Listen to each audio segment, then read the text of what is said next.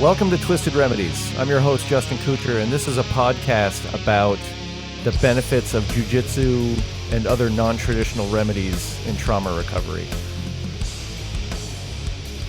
And welcome back, everyone, to Twisted Remedies podcast. We are here tonight with my guest, Louise Lynch, who is she was my physical therapist for a very long time and put Humpty Dumpty back together more than the King's Men could even imagine. Louise graduated from the UVM PT program in '86. Private practice, she started in 2003. She's a certified ergonomic evaluator specialist and owner of L2 Hope. And there's probably more initials after her name that relate to PT that I don't understand. But Louise, thanks for coming on the show. Hey, I'm happy to be here. Yeah, the letters don't mean a lot. So what got you interested in becoming a physical therapist back in the day? Well, in like 7th and 8th grade, I was an athlete. I started out like cross country running and gymnastics because my friends were doing it. But then I got really into running and gymnastics and track, and I really loved watching the human body and how it works. I was very intrigued, but I think there was 2 turning points that made me decide PT. One is in biology class, we dissected a cat, and everybody else thought it was gross, and I thought it was amazingly cool. And so I started looking at what I could do. I was very social and like to talk a lot, like I still do. And so I was meeting with my guidance counselor, who was also my neighbor, and she was talking about the different healthcare positions you could go into, and one of them was physical therapy. And I said, that sounds good. It's about exercise and you talk to people. And she said, well, your grades aren't good enough to be a PT, basically. Wow. And I was one of these kids who was very rebellious, and when someone told me I couldn't do it, I was going to prove them wrong. And so that's what I did. That's how I actually applied in my senior year. They only had 50 slots. There was like over 1,000 applicants, but Vermonters got first priority. And so I was one of 50 in the class of all women. Wow. It's the first class of all women, super competitive. And I got in early admission, so I didn't have to worry after December like what I was going to do. And was this like a push that UVM was doing to like get more PTs, or had this been going on for a while? No, it's actually PT schools, especially back then, it's very limited number of schools and very limited number of people who do it. So it was highly, highly competitive. And so once she told me she didn't think I would be able to get in, then I worked really hard and ended up getting really good grades. And again, I was an athlete all through high school. And so, you just get that sports motivation, I could do anything kind of thing, and got in. And PT school was incredibly, incredibly hard. And it was really competitive. I remember one semester I got a 3.8 and didn't make Dean's List in our class because the grades were really high and the women were really very, very smart. So I had to work really hard in school. There was no time to party downtown Burlington. It was study all the time. Like I would study more for a 1 credit class than kids who had 3 credit classes. So, but I was very motivated. I had to pay my own way through college, and I didn't want to waste a cent of that money. And so I worked really hard. Yeah. I mean, that makes sense. And loved it. Especially junior year and senior year is when we actually got to go out and practice. We did an anatomy lab where we actually dissected human bodies, Wow. 4 people to a human body. And again, that was my favorite. Anatomy and neuroanatomy, where we dissected the brain, were amazing. And to this day, I feel like when I look at someone, I see inside them because we actually got to work on the inside of the body. Wow. Yeah, it's really cool. I mean, I would imagine that helps you really figure out how stuff ties together and how things move and work. I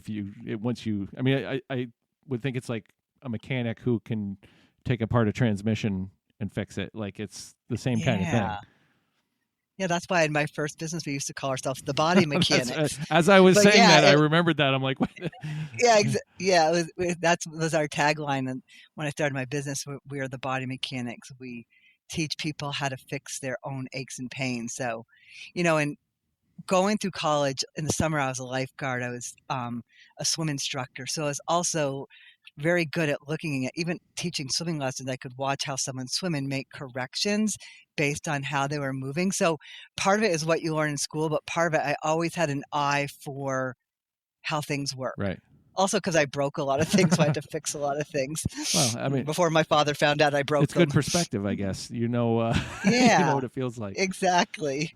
So you mentioned the business, and that's, I mean, I knew you through I knew your husband obviously from the PD, but you started coming around the PD doing kind of preventative maintenance on cops. I think you were doing it at the fire department too, and I know you went to like other businesses. A friend of mine was at GMP, and I think you were going over there. So yes, where did that, like, what was the motivation behind that proactive approach of trying to get in and fix people before they're broken? that's a great story that ties into how I actually got into Burlington Police. Um, I get bored really easy, and I don't like being in one place. And my mind's always thinking, okay, what's a better way to do this? And so I felt like I loved PT. I started out, I worked in home health, I worked in nursing homes, and I ended up in orthopedics, which I really liked. I thought I was going to really edge toward neuro because in college and early in my career, I was doing a lot of stuff with people with strokes, and I really loved the neuro in terms of how the brain works the body. But after working several years, so I graduated in 1986, in about probably the late 90s, I was doing a lot of public speaking to industry just on like back classes and things like that through former employers. And I kept thinking to myself, gosh, it's such a waste that people come to me like for their shoulder, and I say the same thing to like this person and then this person and then this person. Right. When if you could educate them why it happens in the first place, these people wouldn't get hurt. And so um, a woman that I actually had met in the city of Burlington, she was in HR. Her name was Sue Trainer, who was still a great friend of mine. I went to her. She was working at Burton she moved from the city of Burlington, and then she moved to Burton. And they were having I was seeing a lot of people from Burton who had rotator cuff injuries and carpal tunnel syndrome. The same thing, Yep. like over and over, different person. And so I went to her and I said, I'll tell you what, I will treat one of your people for free. And if I help them get better without treating them, just going on site and showing them how to use their body better, you have to let me put a clinic on site at Burton. And so I saw a woman who actually started out with Jake Burton, one of her first employees, older woman who had carpal tunnel, and we worked on how to use whole body motions and how to recover when you go home, what sort of things you should eat and what kind of stretches and exercises you should do, which were opposite patterns from what she did all day, and also showing her different patterns to use at work. And she got better, and I was working for someone else at the time, and they let me put a clinic on site. And what would happen is, so I was actually treating, I had a room with PT equipment, and all their injured employees wouldn't have to leave the building. So I would be there, I can't even remember, like 2 days a week. And what would happen is in between time, I'd get knocks at my door saying, hey, this person said that they had a knot here and you made it go away miraculously. And they said that they had a strain in their back or something. You told them something to do. And so what happened is I started doing this for them. And then also with the employees, I'd go out on site to show them better ways to work. And I pretty much put myself out of business because the injuries went away. Right. And so, and that's where the body mechanic came up. I had an employee there who said, you are like the body mechanic. I can have an acre of pain. I can tell you what it is. You know what to do. You tell me what I can do. And then it goes away and I get better.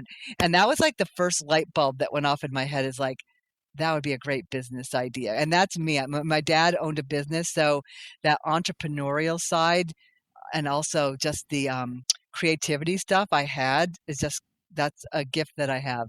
And so I started still doing training, but I was working for work recovery, and there was a lot of issues working for that company, which I won't go into all the details. But basically, I was supposed to become a partner of the woman who owned it, and she kept putting me off, putting me off, putting me off, and so finally I was like, forget it. I went to my husband who worked for Burlington Police, and I said to him, I said, look, I want to quit my job and start a business. We had a 3-year-old, uh, 3, 4, 5, 6, an 8-year-old and a 13-year-old at the time. And he was working as a police officer, and we had insurance, good insurance. And I said, I'll tell you what, I'll start it. Give me 90 days. If it doesn't work in 90 days, I'll go out and find another job. And so God bless Chris, because he said to me, you know what? He goes, when I get on a plane, I look at the pilot and I say to myself, I hope the hell he knows what he's doing. And he goes, and I look at you and I think the same thing. And so I started this business out of my house, with one of the employees that used to work with me. And we started this business just giving it a 90-day trial, like 3 weeks vacation, no money. Right. I got a contract. I won a contract with the state of Vermont. And then I knew I had a few good customers like Burton and a few others that I knew would follow with me with this idea, because I had talked to them about it, and it wasn't something my prior employer was doing at all. They didn't want to go in that direction. And so I did. And that was April Fool's Day, 2003. We started Injury and Health Management Solutions, also known as IHMS. And by September, my husband kicked us out of the house because I would have patients who had seen me before who would call me and say, oh, my back hurts. And I'd say, well, I'm not really doing that. I'm doing on-site stuff now. But come on over. And they'd have to walk through my kitchen down into the basement. And my kids are upstairs screaming. And my husband's like, you can't do this. So by September, we moved to the Champlain Mill and had like 8 or 9 employees, like within no time. That business took off faster than I could imagine. And Yeah. I mean, I sold it 2 years ago, and it's still running big. And how I got into Burlington Police is Sue Trainer went from Burton back to the city of Burlington. And a lot of people think it was because my husband, I got in there. It had nothing to do with Chris. It had to do with going in there, talking to the chief before Mike Sherling. Tom Tremblay. Yeah, Tremblay. And convincing Tremblay to do a trial of it. The city would pay for it because you guys had a lot of injuries, right, and it was costing the city a lot of money. And so that's how we got to Burlington Police. And then we got into, because we did well with you, we got into fire. And basically the premise of that is people could sign up for aches and pains, and we would do manual therapy, quick manual therapy. There were 15, 20-minute treatments. So you had to be quick on your feet, think problem solving, and giving them things to do, teaching the people about their body, how to take care of their body. So that was one piece. We were on site at, you name the company in Burlington and Vermont, and we had the contract with them, like Green Mountain Power, Keurig, Lane Press, Engelbert. We had a bunch in New York as well. Bombardier was one who made trains. That was a contract I was able to keep, who wanted to do this as well. And so we did that. But then the reason we opened a clinic is we had all these people who still wanted to actually see us for physical therapy. So we really focused on, our focus was always work rehab. Yep. Work rehab, from prevention to treatment to, if you're disabled, functionally testing you and testifying in the court system. So almost a wide range. So a lot of people did parts of what we did. No one did everything from prevention. I mean, real prevention, right? To disability. It was fun and exciting. I remember. So I tweaked my back in, like, I think the significant one that had me laid up was like 2005. And I did the usual, the standard pattern of go to your doctor, and the doctor was like, yep, go see whoever the specialist of the day was. And I did that, and they were like, oh, we want to do a cortisone injection. So I was like, okay, well, that sounds great. So they did that. That didn't do anything for me. And then I go back for my follow-up, and they're like, now we want to do a radial nerve ablation, and we want to burn the nerve so you don't feel the pain. And I remember this was around the time that you were starting to come into That's the the time PD. we're starting at the So city, I was like, yeah. I'm going to go talk to Louise and see what happens. And I go in to see you, and you made the same face as you just made when I said radial nerve ablation. You were like, oh, dear God, no.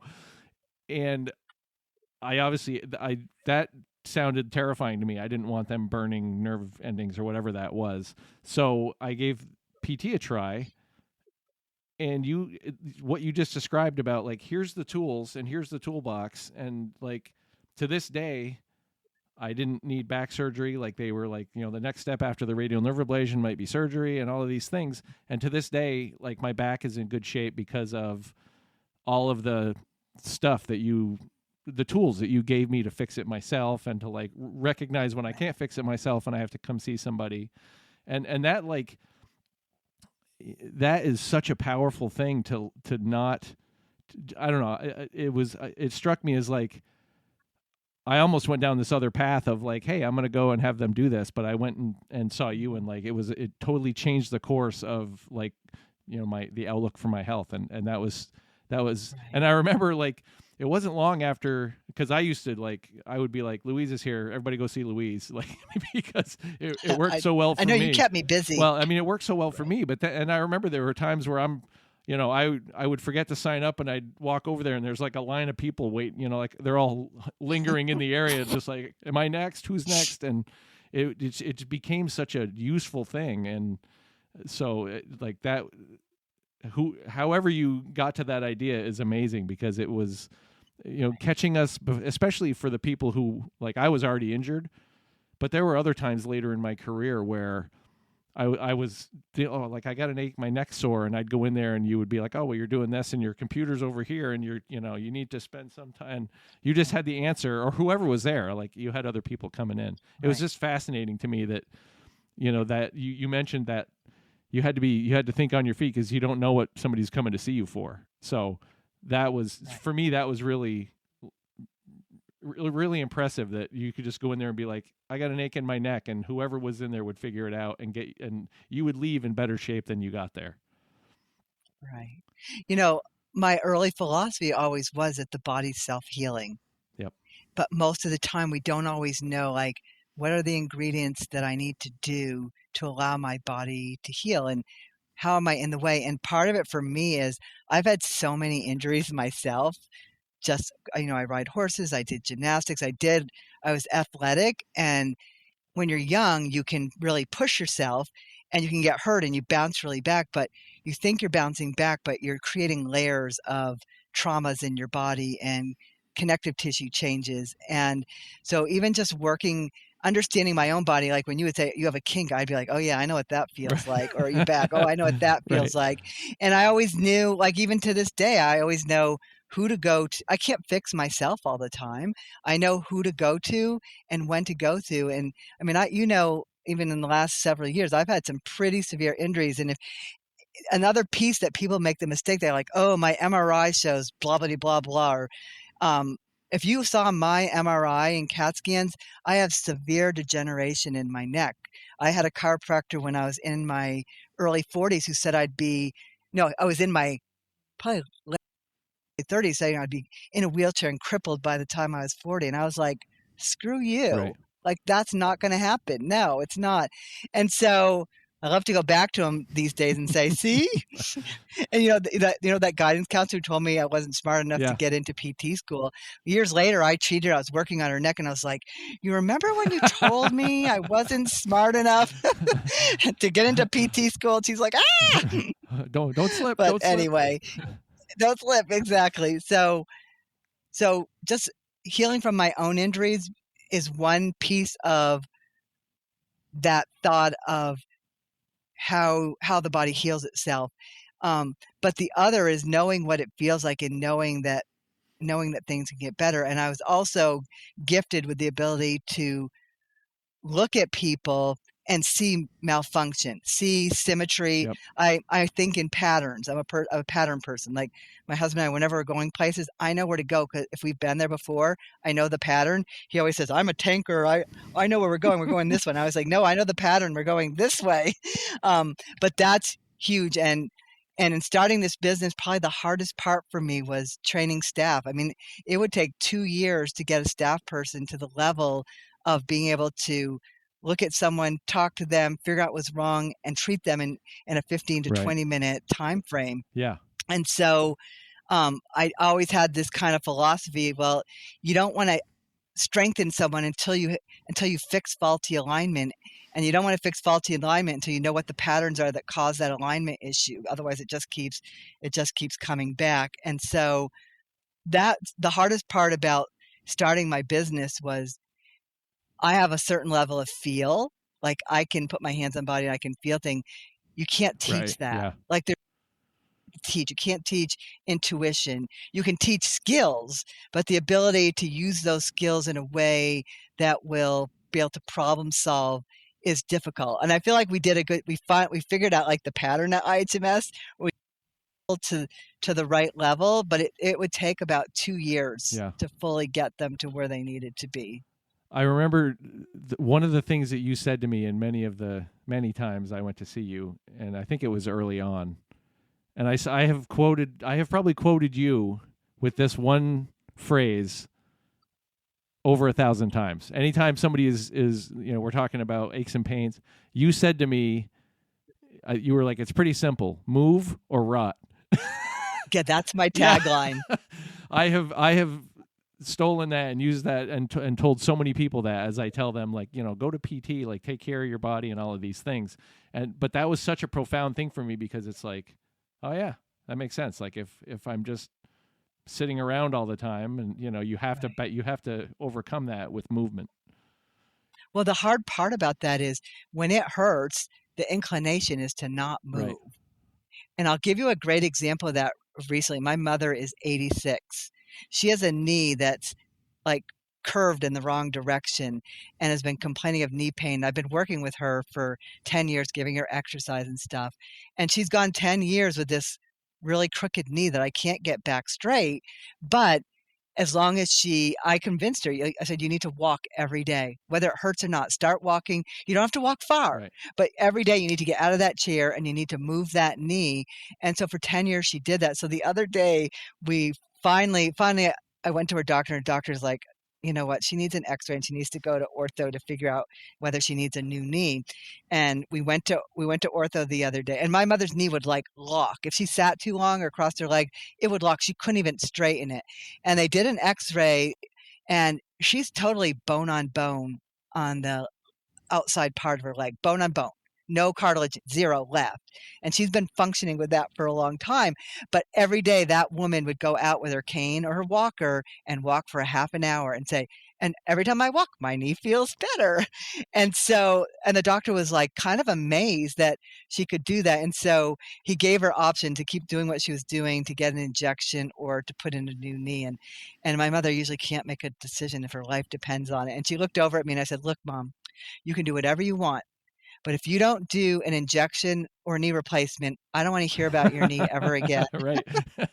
And so she got a knee injection, and they told her the next day it was going to hurt. And she called me. She goes, my knee feels brand new. Like she still has bone on Right. bone, but it just allows her now to move easier with less pain. And so that's another example of just because your x-ray shows something doesn't mean that you have to not move or that you're going to be disabled from that.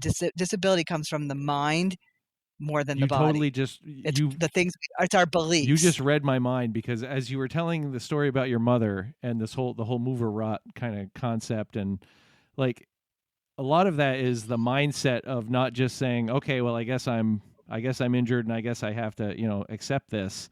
And I mean, I think you have to do it with like, within reason, and not you can take it to an extreme, but I think there is a mindset component to that where it's like, I'm not just going to sit here and go, okay, well, like I easily could have been like, I have a bad back, I'm just going to lay on the couch and hope it gets better.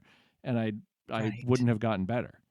So there is Right. a lot of mindset built into that whole like attacking the injury or the disability or whatever it is, Right. and trying to move through it. But there's also where you have to be careful because you move or rot, but if you move too much in the wrong ways, you wear out. Right. And so, I mean, sometimes ignoring the pain, or I mean, one other thing I'm gifted with is I don't really feel a lot of pain. I mean, it has to be pretty significant for me to feel pain. And so I just got, as you know, I got bucked off a horse in May, and I had a safety vest on, but I was riding a young horse who's already bucked me off and broke my back. And I fell off, and I fell onto this wooded bridge, and I felt something crack. And so I knew I had broken a rib. And so after 15 minutes getting my wind back, I get up and I'm doing range of motion with my arm, and my friends are putting essential oils on it, and they're like, "Do you want to go to the hospital?" And I was like, "Nope, I think I broke a rib and there's nothing they can do, so I'm just going to let it heal." And so I took off 3 days of work. I thought that was pretty good, and moved a little bit and took some ibuprofen, alternated. It's not that I don't take medicine at all. And I went back to work, and I started paddleboarding and riding my other horse. And for 8 weeks, I did that. And every day I would come home and I'd say to Chris, and I didn't have pain unless I like lied right on my back. And I said to Chris, I am so tired and my chest is like swollen. I'm getting like pains in my chest. And so I went to my doctor, and she was like, "You don't have any lung sounds. You have no breath sounds." And I was like, she goes, "You need to get a CAT scan." And it took like 4 weeks to convince the insurance company to go out of network so I could get a CAT scan. But the CAT scan showed that I had 9 fractured ribs on that side, and the bottom 4 were double broken. And what happened is they crushed my lung and caused a collapsed lung. And so I had one really good You lung. were So putting I that lung wasn't, through the through the paces. I didn't even know it. I wasn't out of breath. Do you know what I mean? I wasn't in a lot of pain unless I muscle tested someone. Yep. Like, ooh, but I thought it was just a broken rib. And which also goes to show everybody's different just in terms of how they deal with pain. I'm not a person who can take any narcotics. It makes me hallucinate. It makes me sweat. And so I always would alternate between ibuprofen and Aleve, and just alternate between those, and then stop taking anything. And ice, Yep. a lot of ice. I iced this a lot. And so, but that's also an extreme. Like, I should have been checked out much Right. earlier than Right. that, because then the treatment after that was worse than falling off the horse, where they had to suck fluid out of my lungs and I had a reaction and I was in the hospital. Like, so you don't want to just suck it up and tough it out. Like, there's a piece where I can look at other people, and I would have told you to do something very different than I Right. Right. did Right. myself. But there are also people who are extreme and can be extreme, but there's a price to pay for that. Yep. There's a price to pay in terms of, it took away pretty much my whole summer and fall, like not being able, I can't ride now until December, even though have squeezed a few rides in on my safe horse. But I also know people who push to the point of damage too, that that you then have to adapt to. It's not recoverable. Yep. It's just you have to learn to adapt. And then some people do adapt. But I also, in the court systems, treat people who have injured themselves to the point where they're completely disabled.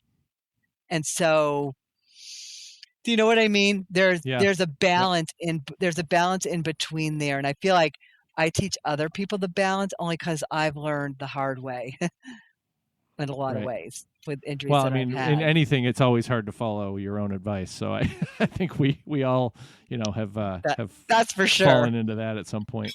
So I'm curious, in all of, all the time you spent working with first responders, whether it's, cops, firefighters, whoever, is there like a pattern of things, like a pattern of ailments, injuries, aches and pains that go with those professions, or Yeah. is it just across the board? Or Rotator cuff was big, and back. Back is probably, if you look at the city of Burlington and stuff in terms of cost for them, and disability, like cops who then can't go back to work. Back is number one. And then the other is rotator cuff. And part of both of those are related to a few things. One, you go from sitting all the time in a vehicle, which shortens your hip flexors, and a high stress job, which shortens your hip flexors, the fight or flight muscles that hook onto your back. And so they get chronically tight and chronically overactive, and it just ends up leading to deterioration of the back. And then when they added computers into the cruisers, that was, especially, I don't know, in terms of firefighting, it's a little bit different because they're just lifting people in awkward positions. But I remember when Chris, my husband, was first a police officer, and they would go into the station and they'd do all their notes. And when they put computers in the car, he was like, I'm not doing that. Well, first of all, my husband's terrible at computers. So I remember that. That was the first thing. He was my FTO. Oh, he's awful. Oh, there you go. And so he said to him, I'm not doing that. It's going to injure my back. And so they gave him this like flexible keyboard, and they said he could put it up on the steering wheel. He's like, nope. My wife's a PT. She told me I'm going to get carpal tunnel if I do that. So he used to he never wanted to do his paperwork. He never did his paperwork in the vehicle. He always went inside it. I have to say, Chris worked for Burlington Police for 21 years. He had one injury, and he came to me right away, and I fixed it, and I didn't charge the city. That was nice of you. Yeah, it was very. So if you think about 21 years, not one injury, that's pretty impressive. And that's because I would whip his tail, making sure he got out and exercised and stayed in shape and would treat things at home that he had. And so back's a big one. And the other was rotator cuff, because of the equipment you wear on your belt. It keeps your arms away from your body, your elbows away from your body, which shortens your rotator cuff. And then you're doing things like this. And the last big piece for both you and the firefighters too is you go from doing nothing to going full force fast. And so you're going from a sedentary position to a highly active position. It's just a recipe for injuries. Yeah. Well, and although I have the cortisol, obviously, all the stress hormones that come from all of that stuff isn't helping anybody either. It helps you in the moment, right? But having it continue on your body wears your body and prevents healing. Yeah. And so that whole piece, my husband, I feel like he was really good at, when he got home, I didn't allow that stuff to get into our house. I was like, nope, you take all that stuff off at the door and you leave it there. I don't want to hear about people getting axes in the head and all the different things and he was really good. Like, police work for him was a job. It wasn't his lifelong passion or whatever. And I feel like in a lot of ways that kept him mentally sane, because he was able to detach from that. Yeah. And also because he joked around a lot. He definitely did. He was kind of a jokester. He sure was. Yeah. I mean, that's a skill in and of itself, because, like a lot of the episodes I've gotten into, like my own kind of story through the job and all the trauma that comes with it, and how it just almost ate me alive. And then I think about guys like Chris, who it's like, they're good, it just rolls off. And I'm sure he was doing things to, I'm sure you were keeping him healthy along the way. And I wish I had figured that out way sooner. Yeah, I have to say, like, when we first got married, and he'd been working there, a few years, and he was on the night shift all the time, and he was getting like zingers down his arms, like he was under such stress. And I wanted him to get therapy, and he was like, no, I'm not going to therapy. I was like, great, you have a choice. You go to therapy, or I'm divorcing you and I'm taking our kid with me. Like, that's your only choice. And so he got therapy early on and learned strategies early on in his career. And I think that made a huge difference. That is such a profound point you just made. And I have touched on, like I said, like I was like 18, 19 years into my career before I figured out, like, oh, I need to go handle all of this stuff in my head. And the fact that you had him do that early, and he took those steps early and was that resilient through his career, I think speaks volumes to like the right way to do that, because so many of us Right. did not did not do it that way, and ended up going through the grinder. Right. Yeah, Chris just came at it from a different thing. I mean, his plan never was to be a police officer. Yeah. He did it as a temporary career till he got a teaching job, which he then never got because he got into be officer friendly, and he's super immature. And do you know what I mean? There's a piece of being immature and having a sense of humor about things. And, when he would see bad things, we would talk about it. I mean, he was one of the first people on scene with that Laura Winterbottom who was raped and murdered. He was like one of the first people. Like, he was one of the people who was in the North End, and the Vietnamese guys were like hacking each other with knives. And he gets there, and the guy has a cleaver in his head or whatever. Like, it's not that he didn't see bad things, but we were able to talk about it. And when he needed their help and therapy, like, he never had therapy. I mean, I was having therapy since I was 18. So that therapy for me was like, yep, that's what you do to deal with your stuff. Yeah, exactly. And so it did it. You're right. It made it. I can't imagine going into it, especially if you're gung ho and you go in knowing you want to be a police officer to help people and stuff. And then you see all the shit that you guys see and deal with all the stuff. And I mean, Chris would always say it. I think the hardest part of that job, he's like, I'm not afraid who's going to shoot me. I'm afraid of a person who's going to stab me in the back from the administration. Or and that was. Do you know what I mean? That's a whole different like, you're stressor. dealing with, that's a real. Yeah, you're dealing with City Hall. You're dealing with the public. You're dealing with your direct supervisors. The officers are getting stressed from a lot of different directions. And I think having a husband as a police officer, when I worked at Burlington, the officers trusted me. Like, they trusted that when they said stuff, that I understood. And believe me, I did more than treat their physical pains. I heard a lot of stuff from people, and not that I'm a therapist or whatever, but when you're doing body work, a lot of trauma gets released, and being able to help direct people to what to do with that trauma, like telling them about my husband going to therapy, I feel like helped other officers make some good decisions about what could help them. So you segued beautifully into kind of where I wanted to go with that. And what is the connection in your experience between, working on, like, getting the body healthy or fixing the body and that mind body connection? Like, how have you seen that play out, and how does that, what is the importance of working on the body to keep your mind healthy?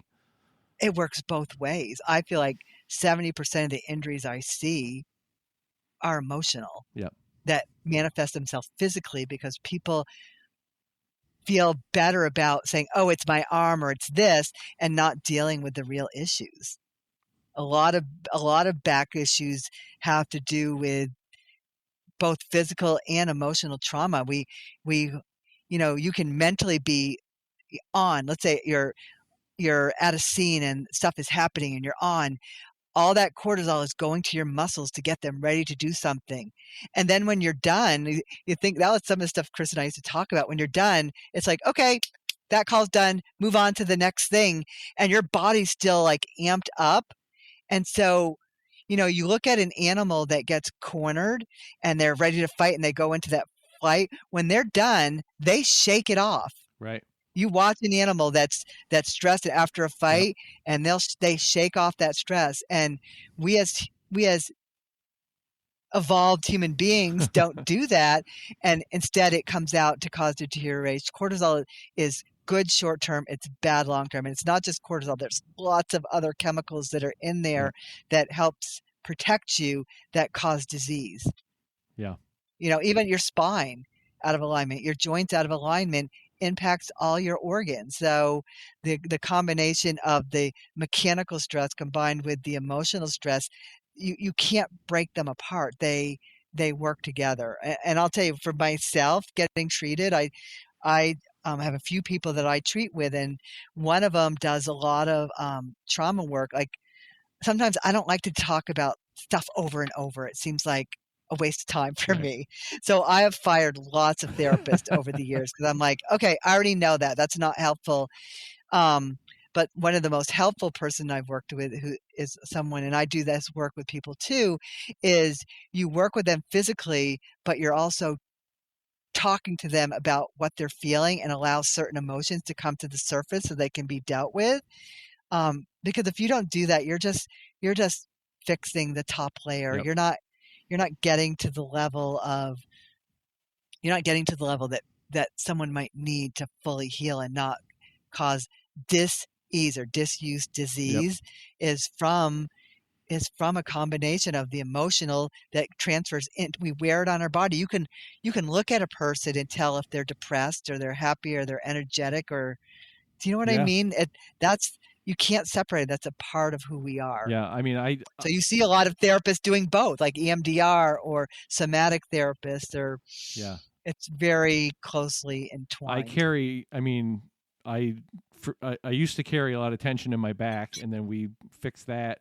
And it's now I'm like, I have like my neck super tight all the time. So I'm always doing things to, but it's because I know, like, when I can feel when I'm tense, I'm like, oh, I got to stop doing that. 'Cause I'm like, I can feel it in my neck.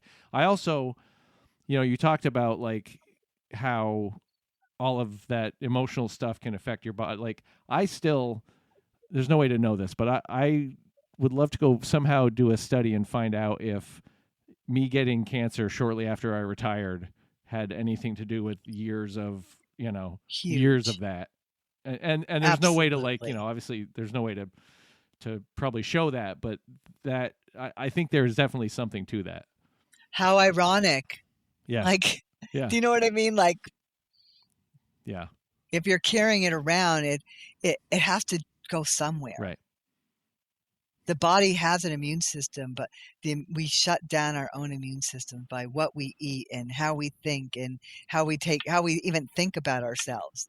Even one thing that I've noticed, I've been doing I have this this horse that bucked me off as a rescue horse. Came out of the kill pens, and super sweet horse, and everybody tells me I should get rid of it. This horse has taught me so much. And one of the things, I went to a class with it. It was called Sacred Spaces, and it was about breathing and how horses only breathe through their nose. And so I'm a mouth breather, and so that connection between me and him. And we took this weekend course, and I was shocked at even a person who teaches people to breathe, how many times I hold my breath and don't breathe, waiting to exhale. Yeah. Even now, I have to, even talking to you, I have to stop myself and kind of slow down, because I get excited, and that excitement is still a cortisol level. And slowing down, it's really hard for me, because I'm a person who goes, as my husband says, I go from, what is that? I have a sign here somewhere. It says I go to 0 to bitch in 2.5 seconds or something. But I am a fast person. Yeah. And Chris is a slower person. So I'm always like, let's go, chop, chop, chop, right. chop.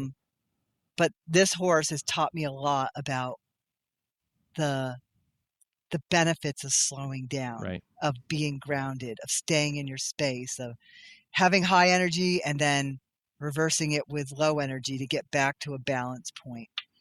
You'd think I would know that after this many years as a health provider, but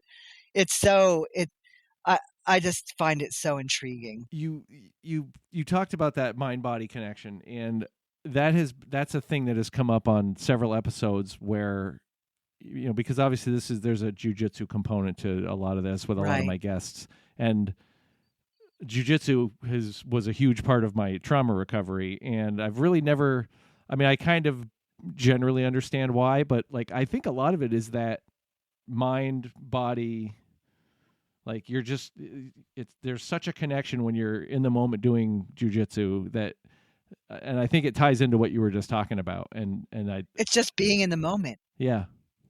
Like most of us don't, depression is about living in the past and dealing with your past, and anxiety is about fear of your future. Yep. So if you're always living in the past or the future, you either have anxiety, depression, or you're moving between the two rather than being present. Something like riding a horse, I have to be present. And if I'm not, that's when I go flying. Right. Like both times I got bucked off this horse is when I was super angry at somebody and just said, screw it, I'm getting on and I'm just going to ride it out. And I got hurt because I didn't listen I didn't listen to my body. I wasn't present for the horse. And he's like, well, and he is trauma Right. himself. And so that you combine those two traumas and that creates an explosion. And so, like you're saying, in jujitsu, the things you have to do that make you right there in the present, which is really hard for human beings, um, is what's going to save us in the long run. Yeah. Yeah. Well said. Yeah. That's why I ride. That's why I It's the only that's thing why I that makes roll me around with present. people in pajamas. It's the same Exactly. idea. Um, Exactly. so of all the like, I kind of think about so I had Beth, my therapist, on, and like I did EMDR with her, and I found EMDR to be incredibly powerful and useful. And but it's just one of many like modalities with with therapy. I think I kind of equate that to what you do with all the different types of like PT that you can do. Like I went to PT today because my knees are acting funky, and I was doing a lot of PRI stuff and some strengthening. Right. And so there's two different kind of, paths to take, or two different modalities. And are there modalities that you rely on more than others in PT that you think are like the like for me EMDR is like this is the way to go for trauma, but is there a modality that in PT that you lean on more than others, or do you just feel it when they like when we were talking about when you're reading somebody's situation? You know, there are some therapists that are McKenzie therapists, and there's therapists that are PRI therapists.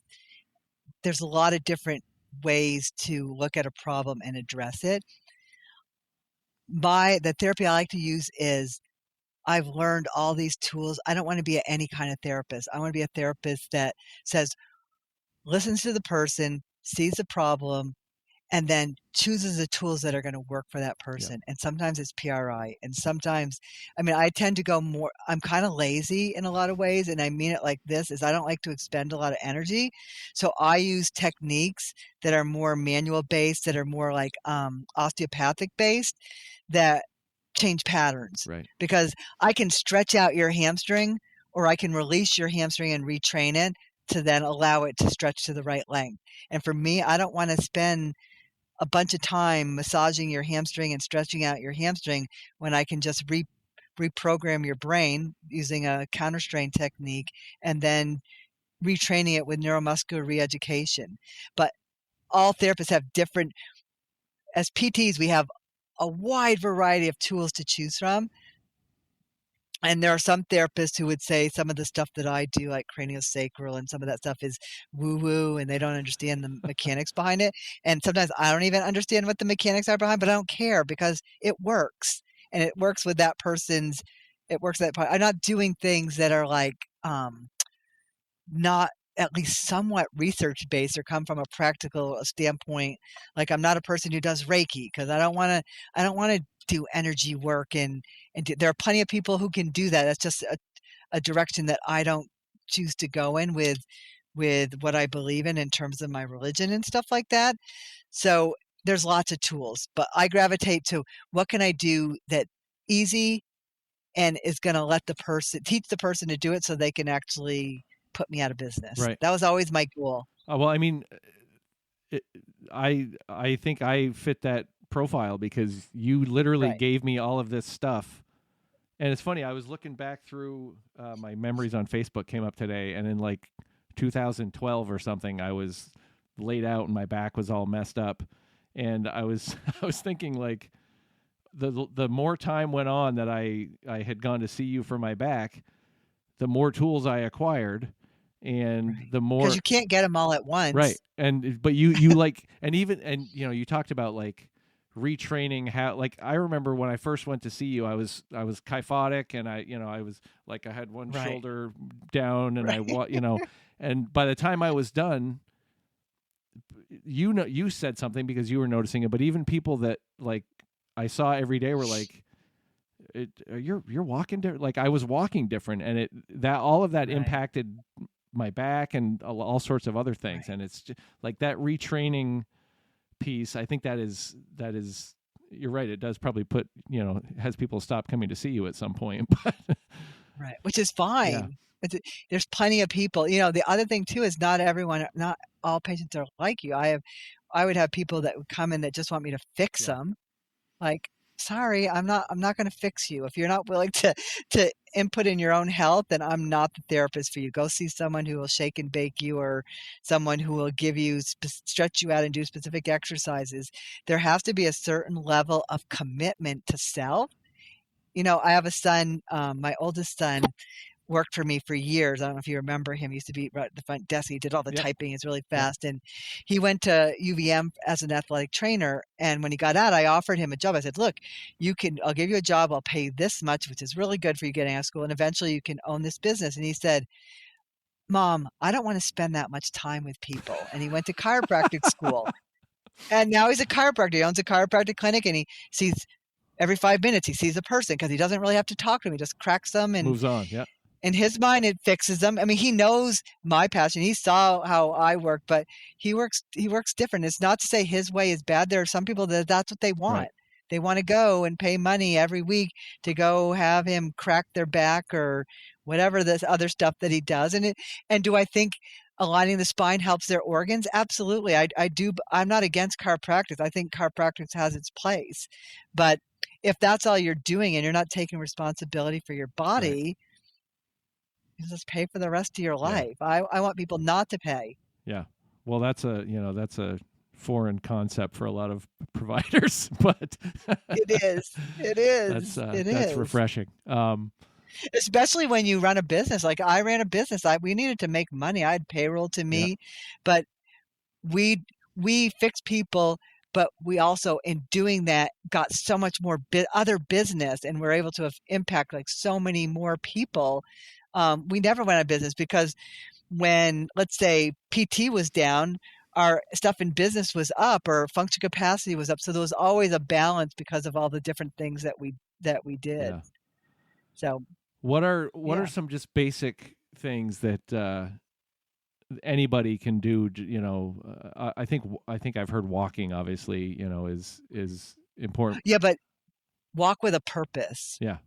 Walking doesn't mean like strolling down your street with your friend and having a chit Right. chat. Like, Right. and I tell my husband that because we walk on this property and it's 15 acres and we walk around, and I'm always like, chop, chop. Like, except when I got hurt, he was beating me. But now I'm back on. Like, when I walk, and same with my mother. She's 86. We walk with a Yep. purpose. Like, we walk to get our cardiovascular up and move our arms. And Yeah. it's not just strolling. It's you have to walk at a moderate level that gets your heart rate up. But walking is probably, especially as you get older, is probably one of the best things that you can do. Any other similar Walking, things like that breathing. breathing's helpful? Yeah. Like, and there are lots of different classes you can take online for breathing exercises, meditation, like finding activities that are fun. There's another thing. Like, you probably love jujitsu. It's really fun for you. I love to ride horses. That's like finding some joy in your life will help prevent, and that gets you out and active. I just got a puppy. She's 14 weeks. She's a little Australian cattle dog, and I saw the pictures. I got her after I got injured because I needed my other dogs are old. I need a dog that I can hike with, that I feel safe being out hiking by myself as a woman. Yep. So believe me, having a puppy, we're out a lot walking because that dog has a lot of energy. Well, and that's a drive dog too. Like they're very motivated to be on the go. So yeah, she's awesome. She moves so fast, and we're doing like agility stuff. And even if you ever seen dog agility, yep, as the owner of a dog agility, you have to move. Yeah. Like you have to be able to move. So finding something that's active and fun, because if it's not fun, you're not going to follow through with it. Right. Fun, that's important. Breathing, exercise, fun. So another kind of goal of this show is obviously to help people navigate their way out of trauma. But another piece of it is to, encourage them, whether it's jujitsu or some other physical thing where they can, have that mind-body connection. Let's say somebody is following my advice and they're like, you know what, I want to start, whether it's we'll say some martial art, something, CrossFit, something that's going to require a lot of more movement than they're used to. What can they do to like prepare before they start, or is there something they should do to prepare before they start to get their body ready for that kind of change in They should impact? definitely. Yeah. I mean, I feel like a lot of people I've seen a lot of people get injured starting to work out. Like some pretty severe injuries from people even lifting weights or starting CrossFit and stuff because they don't prep their body. Like you have to make sure that you're stretching every day and you're going out, like stuff to get ready to do those pieces. Like when you're doing jujitsu, I did karate for years with Freddie Lepan. I don't know if you know him. He was in Barry and stuff, and my kid wanted to do karate and he wanted to do Power Ranger karate, and I was like, okay, there's no such thing as Power Ranger karate, but if you want to do karate, so I took him to this class, and then he didn't do it, but I ended up doing it. um, you have to be mentally and physically prepared to be able to do that. So, being able to stretch, making sure you have good, depending on the type, know the activity that you do and know what level of flexibility do you need, know what level of coordination you need, be able to stand on one leg, be able to use opposite. There's lots of different pieces. And then whatever activity you do, talk to the person who's running it and figure out how you started slowly. Right. Because most people go in gung ho, Yep. and that's when they get hurt. And also listening to their body, like, and when I say listen to your body, it doesn't mean be a wimp and don't push yourself, because in order to get better, you have to push yourself. But there's a fine line from pushing yourself to the point where you're going to be sore for the next 2 days. Right. But if you're sore for 3 or 4 days, you did too much. So usually my time frame is, if you do an activity and you don't feel anything the next day, you didn't, or in 2 days later, you didn't do enough. So up your game a little bit, increase your weight, increase the activity. If you go 2 days, even to 3 days, and you're sore, you did a good job. That's about the level you should stay at. When you stop feeling that is the time you start pushing yourself up again. And because the way the body and the mind get stronger and better is you have to go to the point of being uncomfortable. And people who aren't willing to be uncomfortable never make gains. Right. Okay. And so knowing the difference between being uncomfortable and then feeling and working so hard. So one of your keys, if you have to hold your breath and grunt and groan to get it done, it's probably too hard. So you should be able to keep breathing through the activity. You should be pushing it to the level where it feels hard, like you want to quit, and then you keep going.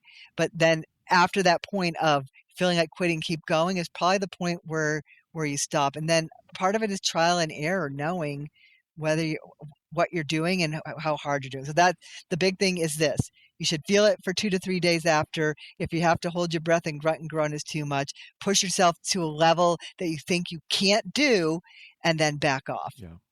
Because one thing I learned in PT school that has helped me in so many ways is when you're doing an activity and it feels really hard, and all of a sudden it feels really easy, that's right before failure. So if you take a muscle and you stretch it and it's tight, and then all of a sudden it feels like it's really stretching, a lot of people will keep going with that. That's when failure happens. So push to the point where it's hard, and when it starts in that activity, starts to feel like it's getting easier, back off. Yep. Or if it go to the point and you have to hold your breath, that's the point to stop. Yeah, that's why those are my words of wisdom, just through trial and error and seeing people get injured. That sounds great. I train average of 4 days a week, so I'm always in a state of sore, so I don't have to know any of the things. I'm just sore all the time. Right. It's my baseline, but it's a good sore. Like I know why I'm sore, Right. instead of I'm sore from laying on the Well, couch. there's a sore different. That's because you've had severe pain, and there's a difference from being sore and injury. Right. And it's the level of, I don't even know how to describe it. It's the sore feels better when you start moving and walking. Yep. Injury, you feel worse when you're moving after. That's injured, and we don't want to get to that. So if you're just sore, and if you are sore, you should be doing things that allow those muscles to recover from that, which means not doing every single day and giving yourself rest where you're not overworking the same patterns and the same muscles day after day. It's like driving your car. especially if it's out of alignment, eventually the wheels are going to wear in a certain way and they have to be replaced. And so the body's the same way. You have to change up your patterns of how you're doing things, and improve your technique and your style of how you do it, so that you don't cause wear on the body. If you don't know how to do that yourself, then get yourself in with a good therapist who can look at you and help you decide that, or a good trainer. Yeah. Like, there are some trainers that are really good, and there are some trainers that are really bad. And I've seen people who've gotten injured when they work with a trainer who pushed them too hard. And so, I don't know, trust your gut. Trust your gut, because it usually tells you the right thing. So tell me about L2 Hope. So here's the really funny thing. L2 stands for Louise Lynch, but I also stands for it also stands for live and learn. And hope is that's one thing I feel like I give people. I see all sorts of people. I see people who are significantly disabled and they're in the court system and their attorney sends them to me. And I feel like that's what I do as a therapist, is I give people hope that there's solutions to what their problem is, and that they can figure out, and where they're at now doesn't necessarily mean where they need to be. And also the hope of, don't believe everything medical people tell you, because we practice medicine. Okay. There's a lot of trial and error, and we don't know everything as medical providers. So don't take it with 100%. Do your research. So that's how L2 Hope started. Is when I retired from IHMS, my plan was to start treating people here, and then providing stuff through doing telemedicine and ergonomics just on my own. But I have to be really honest. I sold my business. I see certain people. I see people who know me and people who get referred to me. Yep. And after 6 months of being retired, I got really bored. And my husband was taking naps every afternoon. I was like, oh my God, you are so old. I don't want to do it this way. And so I actually took a job with Central Vermont Hospital as a PT for a year, to per diem. And I worked with athletes at Norwich athletes that got hurt, or Norwich cadets who got hurt, to 80-year-old women getting knee replacements. And it was really good for my brain. But after I got hurt, I stopped that for a while. Yep. And so I'm going back to L2 Hope, my plan of L2 Hope. I feel like I'm reinvigorated I actually plan on doing some podcast, and not even podcast, but more like YouTube stuff, where I'm making videos. If you have this ache and pain, this is what you should try. Yep. So that's what L2 Hope is about. It's about anything to see anyone who needs hope to get better. And it's not physical therapy. It's physical therapy, but it's more than physical therapy, because I lead people in exercise classes or individual classes online I can do. And it's whatever somebody needs. And it's not insurance-based, it's cash-based. And I barter. Like, if you have a good skill, my husband says, I have all these boyfriends who I treat, and then they teach him how to fix the tractor. And like, when my horse died, one of my horses just died. I have a friend who built my arena. He runs the backhoe and stuff. And I called him, and he was here in an hour to bury my horse. Yep. But I started with him because he was building my arena, and he got out of his excavator, or whatever that digger thing is called, and he was like all kinked up, and I was like, what is wrong with you? I can fix that. Like, oh. He goes, I got this pain in my neck, and I've been going to this chiropractor. He's been just like touching me with this machine. I pay him $100. And I said, I'll tell you what, when you're done, I'll set up a table in my kitchen and I'll work on you. And I did. And it was amazing. My arena got bigger and bigger. And yeah. And so he brings me sand when I need Perfect. It. So if there are people out there that have a skill, or you just want to pay cash, it's on a, even for people who can't afford it, I treat a lot of different people just to be able to help them as well. So yeah, this is my passion. So I love, it's not work. How does somebody reach you if they're one of those people that you're talking about? My website is L2 Hope. L2hope.com or L2 Hope. Yeah. L2 Hope. And then my email is Louise, Louise, which is my name, at l2hope.com. Perfect. Or they ask you. Or yeah, I'll put a link in the show notes too, so they can just click on it right from Okay, there. I can send you. Yeah, most of the people who see me come by referral because I'm treating. I have a office above my garage, so people are coming onto my property. Yep. I'm also one of the things I'm going to be doing. L2 Hope is just a way to like put money away, and then I have to pay taxes and Uncle Sam and stuff. But I'm also was going to with the horses. One of my ideas is actually work with veterans and first responders and stuff because horses are really healing. Yep. And they have big heart energy, and I think there's a way to combine the two. So I'm still working on that and figuring. I've worked with a few people already, and it's pretty big. In fact, I found an EMDR therapist by starting with you, listening to Beth and talking to Beth, who does EMDR and horse stuff together. Oh, that's awesome. But she's really busy right now. I'm on her waiting list, so I think horses are amazing healers. Yeah. And they can injure you really bad. Yeah, well, there's I think it's worth the risk. Right. Well, Louise, this has been amazing. Anything else you want to throw out, plug, anything coming up that people should know about?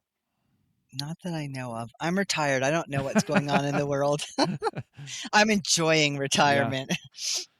But I do, again, I'm semi-retired because I do treat people, and I'll never stop working with people. Yeah. I have people I see probably every week. Some of them pay, some of them don't. Do you know what I mean? I see a lot of friends come to my house. Well, as one of the people that has benefited over many years of, I mean, I remember a time where I called you. It was I think it was a weekend, and I think I texted you, and I came to your house in Colchester, and you fixed me in like your entryway or something. Like, I know it's like all the police officers had my phone number. Yeah. They still do. Yeah. I mean, I still get police from Burlington Police that live all over who still come see me.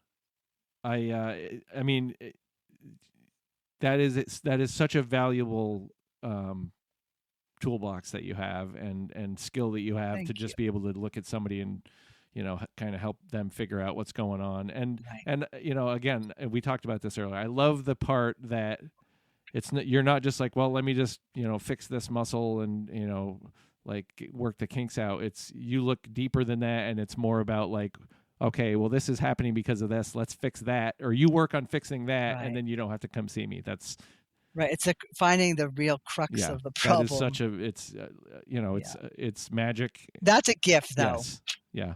Like I feel like God granted me the gift of service and healing, and so it's a gift you have to share. You can't keep for yourself. Right. Well. Or stop doing it. Like I can't stop. Well, I'm glad you're sharing it because a lot of people I know, including myself, have benefited from it. So thank you so much for coming on the show. This has been awesome, and it was good to have you on.